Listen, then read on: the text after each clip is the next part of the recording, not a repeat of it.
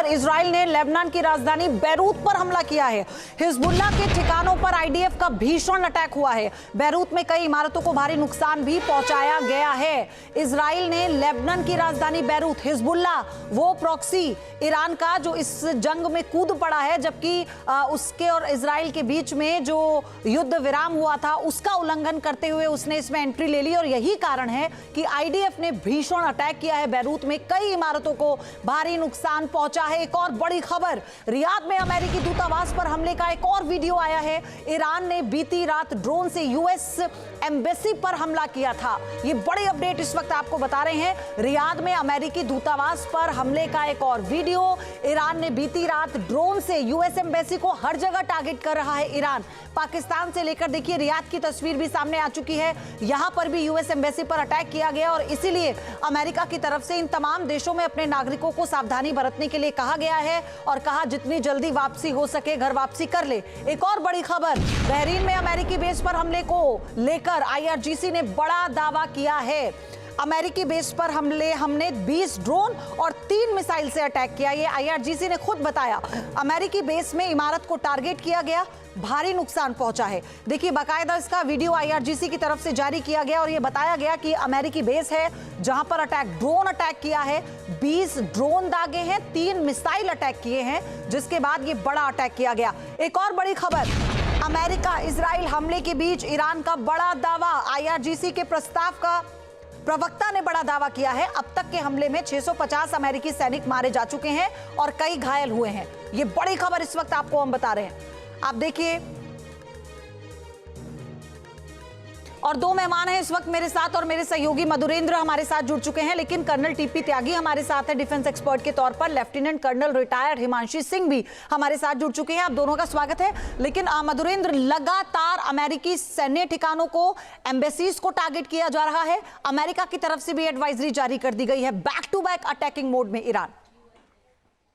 देखिए बिल्कुल, ईरान ने पूरी तरह से आप देखिए तो अमेरिका के खिलाफ सबसे बड़ा मोर्चा खोला है। पिछली जंग में उसने इजराइल के खिलाफ सबसे बड़ा मोर्चा खोला था, लेकिन इस बार आप देखिए उसके सुपर पावर अमेरिका को पूरी तरह से हिला रखा है। पूरे मध्य पूर्व में देखिए जो अमेरिकी ठिकाने हैं उनको एक एक करके टारगेट तो किया ही है, साथ ही आप देखिए उसने अपने टारगेट के रेंज बढ़ाए हैं। साथ ही आप देखिए कि उसकी जो अमेरिका और दरअसल इजराइल की मंशा थी कि खमेनी के मारे जाने के बाद सत्ता पलट वहां पर आसान होगा, रेजिम चेंज होगा, वो हो नहीं पाया और ऐसी स्थिति में ये वॉर अब प्रोलॉन्ग होता जा रहा है, ये वॉर अब लंबा होगा। इस बात को ट्रंप खुद बोल चुके हैं, नेतन्याहू खुद बोल चुके हैं। उसके बाद सेक्रेटरी रूबियो ने जो एडवाइजरी जारी किया, अपने लोगों को कहा है कि मिडिल ईस्ट से निकल जाएं। ये बतलाने के लिए काफी है कि अब ये जंग जो है और विकराल और विध्वंसक और प्रलयकारी और ज्यादा हम देखें तो विस्तार पाता दिखाई दे रहा है।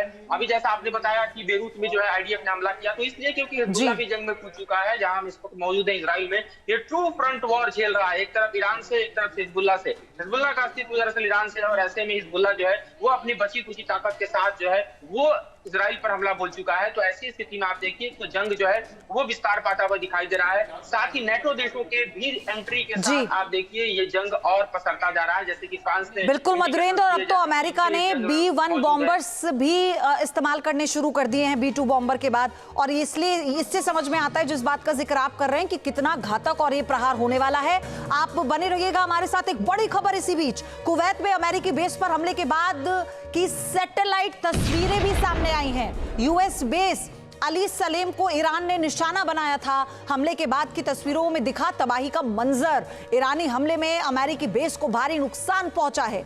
ये बड़ी अपडेट इस वक्त आपको बता दें। कुवैत में भी देखिए लगातार हम आपको बता रहे हैं किस तरह से अमेरिकी सैन्य ठिकानों को, अमेरिकी बेस पर ईरान टारगेटेड अटैक कर रहा है। अब कुवैत में अमेरिकी बेस पर हमले के बाद की सैटेलाइट तस्वीरें सामने आई हैं। यूएस बेस अली सलेम जिस पर ईरान ने अपना निशाना बनाया, ईरान ने जिस पर टारगेट किया। अब जरा बात की तस्वीर देखिए कैसे यहां पर भारी नुकसान हुआ। एक होल आपको नजर आएगा। ये सैटेलाइट तस्वीरें हैं पहले की और बाद की। तो ईरानी हमले में अमेरिकी बेस को कितना नुकसान पहुंचा है वो ये तस्वीरें बता रही हैं।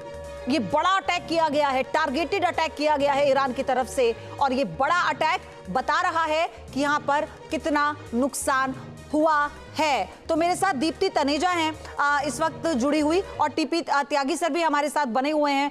त्यागी सर, B-2 बॉम्बर का इस्तेमाल किया गया अमेरिका की तरफ से और B-1 बॉम्बर्स की एंट्री भी हो चुकी है। और डोनाल्ड ट्रंप जब ये कहते हैं कि हम जो ग्राउंड ऑपरेशन है उससे भी इनकार नहीं कर रहे, उसकी जरूरत पड़ी तो वो भी होगा। आपको लग रहा है कि ये नौबत आने वाली है? देखिए, ग्राउंड ऑपरेशंस के बारे में तो हम नहीं कह सकते, क्योंकि प्रैक्टिकलिटी के हिसाब से वो मुश्किल है। कारण ये है कि ईरान की भौगोलिक परिस्थिति ऐसी है कि एक तरफ जाग्रोस पहाड़ है 3 तरफ, और एक तरफ डीप सी है, यानी कि एम्फीबियस ऑपरेशन भी थोड़े डिफिकल्ट, और उन पहाड़ों को क्रॉस करना भी डिफिकल्ट, और उसे क्रॉस करने के बाद फिर मध्य ईरान जो है वो रेगिस्तान से भरा हुआ है। आज तक बहुत लोगों ने, बहुत देशों ने ईरान के ऊपर हमले को जीतने की कोशिश की। अलावा 6वीं 7वीं शताब्दी में मंगोल शायद जीत पाए थे, वो भी नॉर्थ ईस्टर्न पार्ट जिसे खोरासान कहते हैं, कोई ईरान को जीत नहीं पाया। ऐसे में अगर अमेरिका, और डोनाल्ड ट्रंप ने कहा भी है, उन्होंने कहा है कि जरूरत पड़ी तो मैं अपनी सेना भी भेजूंगा। अब पहला सवाल ये उठता है कि जरूरत पड़ी, मुझे नहीं लगता कि पड़ेगी। दूसरी बात, सेना भेजेंगे, कितनी भेजेंगे? वहां पे कम से कम 10 लाख से ज्यादा इनको सेना कमिट करनी होगी, क्योंकि जो अटैकिंग सेना होती है वो डिफेंडिंग सेना से करीब 3 गुना ज्यादा होती है। और वहां पे तो ऑलरेडी उनके 7-8 लाख जो है वो IRGC के और मिलिट्री के लोग हैं। इसका मतलब इन्हें 15 लाख के करीब सेना भेजनी होगी। तो this is going to be a long drawn, unlikely. तो दिस इज वन थिंग। मैं एक बात ये कहना चाहता हूँ कि जो ईरान के अटैक के बारे में आपने बताया, अगर खोमेनी जिंदा होते, तो वो ईरान को दुबई में अटैक करने के लिए ना कहते। दुबई में तो अमेरिका का बेस नहीं है। बिल्कुल ठीक बात है। तो फिर अमेरिका का, उन्होंने तो ये कहा था ना कि हम तुम्हारे ऊपर अटैक नहीं करने, उन्होंने दूसरे देशों को कहा था, हम तो अमेरिका के बेसिस पर। सर, फिर ये बात भी सामने आई ना कि उस इमारत पर अटैक किया जिसमें अमेरिकी अधिकारी थे, लेकिन ये कोई लॉजिक और ये कोई आधार नहीं हो सकता। जो बात आप कह रहे हैं वो एकदम ठीक बात है। मैं सर फिर आपके पास भी आऊंगी, लेकिन दीप्ति जी, आपसे मेरा सवाल ये है, क्योंकि हम ये देख रहे हैं लगातार मिडिल ईस्ट भी अब ये कोशिश कर रहा है कि वो भी रिटेलिएट करे। क्या आपको लगता है, क्योंकि जितने भी ईरान के प्रॉक्सी हैं हम देख रहे हैं एक के बाद एक लगातार सब इस जंग में हिस्सा बन रहे हैं? बिल्कुल पयोधी, देखिए जो ईरान के जो साथ में है और अगर मिडिल ईस्ट के हम बात करें तो ये दोनों बड़ी कॉन्ट्रास्टिंग फिगर्स आती हैं with respect to the defence mechanism, with respect to the armies, और किस तरीके का वहां पे एक मैं कहूँ रेडिकलिज्म है या एक जज्बात है अपने सुप्रीम लीडर को लेके या ईरान के प्रति लेके। क्योंकि अगर हम ईरान के साथ वालों की बात करते हैं तो जैसे हिजबुल्ला अब जो है लेबनान, वो डायरेक्टली वॉर में कूद गया है। उसके अलावा वहां पे हूतीज हैं, ISIS है, इन सबका अभी, और अफगानिस्तान का अलकायदा वो पाकिस्तान के साथ हालांकि उलझा हुआ है, और हमस का तो अपना ही इजराइल के साथ ऑलरेडी सालों से चला आ रहा है। तो ये सब डायरेक्टली जिसे कहते हैं सेनानी की तरह ओपनली वॉर में कूदने को तैयार हैं ईरान के साथ, और वो एक जज्बा लेके चलते हैं। इसके अलावा ये भी खबरें आ रही थी कि इंटेलिजेंस सपोर्ट चाइना दे रहा है, रशिया दे रहा है, हालांकि वो ओपनली नहीं आ रहा है लेकिन वो इंटेलिजेंस सपोर्ट दे रहा है, जब इब्राहिम ब्लिंकन वॉरशिप की बात हो रही थी। तो ये सब है एक तरफा ईरान, और दूसरी तरफ जो आप मिडिल ईस्ट कंट्रीज की बात कर रहे हो, मिडिल ईस्ट कंट्रीज में पयोधी सबसे बड़ी प्रॉब्लम ये है कि आज तक तो वो अमेरिका की शील्ड में ही चले आए थे।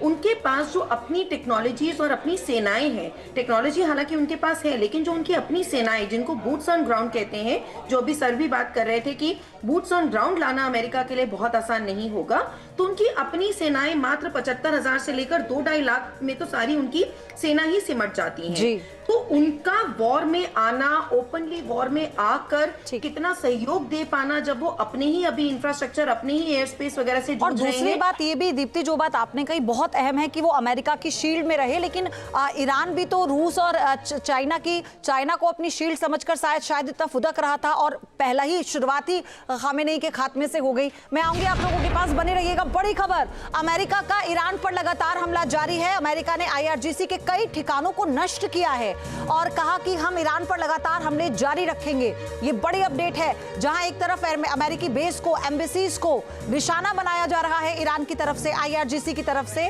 वहां अमेरिका भी पलटवार कर रहा है। ईरान की बैलिस्टिक मिसाइलों के आगे डिफेंस सिस्टम फेल हो गया है। इजरायली आयरन डोम मिसाइलों को नहीं कर पा रहा है इंटरसेप्ट। इजराइल के कई शहरों पर ईरान की मिसाइलें गिरी हैं और सबसे बड़ा उदाहरण तो तेल अवीव है, यरूशलेम है, दक्षिण इजराइल है। एक और बड़ी खबर, बहरीन में ईरानी मिसाइल अटैक का नया वीडियो आया है। बहरीन में ईरान ने भीषण बमबारी की है। बहरीन में अमेरिकी एयरबेस को निशाना बनाकर हमला किया गया है। तो बहरीन में ईरानी मिसाइल अटैक का नया वीडियो, और देखिए ईरान ने भीषण बमबारी की है। बहरीन उसके टारगेट पर है लगातार।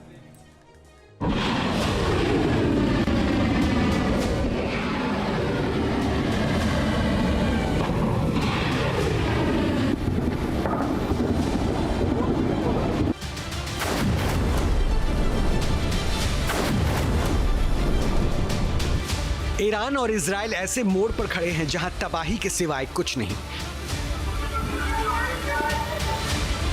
दोनों देश एक दूसरे पर ताबड़तोड़ बारूदी प्रहार कर रहे हैं।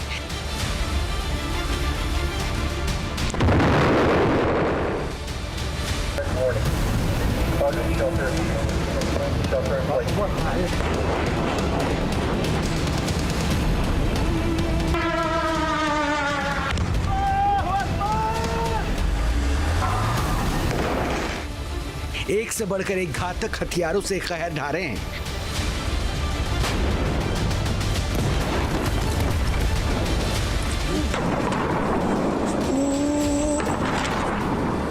ईरान और इजराइल के बीच एक दूसरे का अस्तित्व मिटाने की जंग छिड़ी है। ऐसे में सवाल है कि 30 साल तक दोस्ती फिर कैसे कट्टर दुश्मन बन गए दोनों देश। ईरान इजराइल वॉर की इनसाइड स्टोरी क्या है?